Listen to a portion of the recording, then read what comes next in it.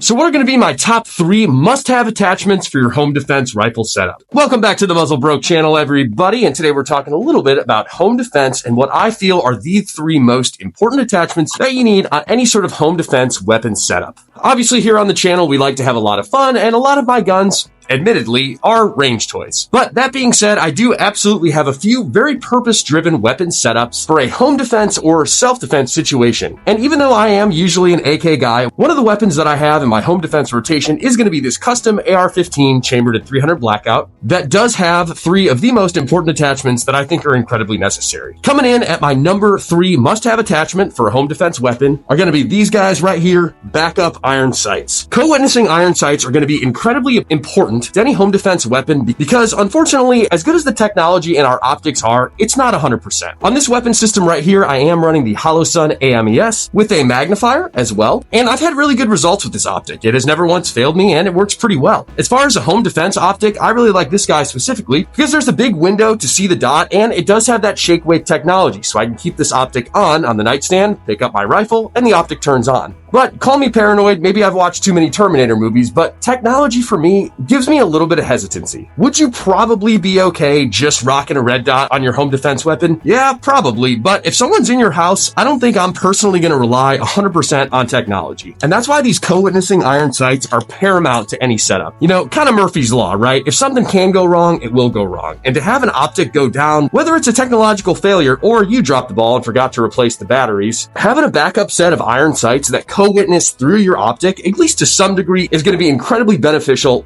if you actually need to use your weapon and you don't have time to tinker with it first in a home defense situation. So I am running the Magpul MBUS Pro backup iron sights on this guy. I really like these Magpul sights specifically because they're flip up, they're metal, they're solid, they're stable. Now, these iron sights specifically are north of $100. Although these guys are kind of the top of the line metal ones, you could absolutely get a set of the plastic Magpul ones that are going to work phenomenally and aren't going to break the bank. So, in my opinion, there's not really an excuse for not having co-witnessing backup iron sights on a very purpose-driven weapon. Coming in as the number 2 must-have attachment for any home defense weapon, it's going to be this guy right here, a suppressor. I love shooting suppressed regardless, but in a home defense situation, a suppressor is kind of a must-have. I don't know if you've ever fired a weapon inside a house without hearing protection, but just imagine how miserable shooting your guns at the indoor range is, and then multiply that by about like 1,500. And that's especially important if you're running kind of a short-barreled weapon, like most people are on their home defense setups. This AR-15 specifically is a 10.5-inch 300 Blackout, and without this suppressor, even with subsonic rounds, I mean, it's loud. And then add in reverberation in close quarters like you would have in a self-defense, home defense scenario, and you're not only going to be concussing the enemy with that fireball coming out of the end of the barrel, but you're going to concuss yourself a little bit too. Obviously, I'm going to take some hearing damage any day of the week over losing myself or a loved one's life in a home defense situation, but hey,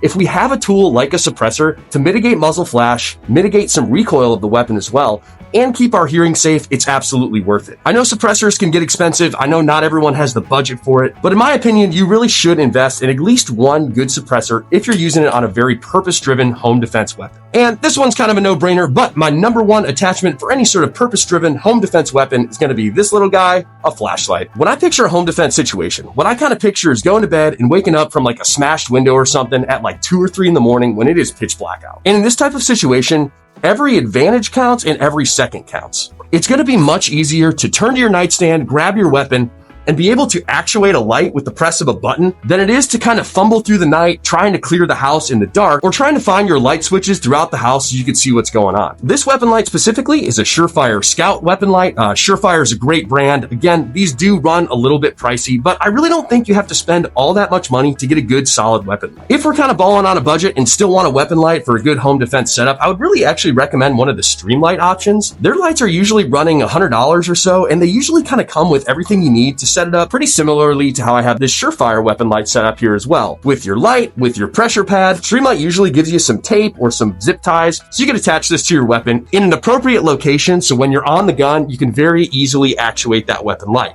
I mean, as you can see, there's plenty of other attachments and gizmos and gadgets on this weapon. We could talk red dots, we could talk magnifiers, we could talk grips, we could talk ambidextrous safeties and the bad lever and upgraded charging handle and sling, and those are all well and important. And kind of like I alluded to earlier, any advantage that we can give ourselves in a home defense situation is absolutely going to be beneficial. For any sort of purpose-driven home defense weapon, the three attachments you're absolutely going to need are going to be your co-witnessing backup irons, your suppressor, and your flashlight. I'm curious to hear from you guys down in the comments. Do you agree, disagree with my top three? Is there something else you'd rather have instead? Let me know. I'm curious to your thoughts, and if you can, I would really appreciate a subscribe to the channel. It truly does mean a lot to me. Appreciate you guys tuning in. I hope you all have a good week.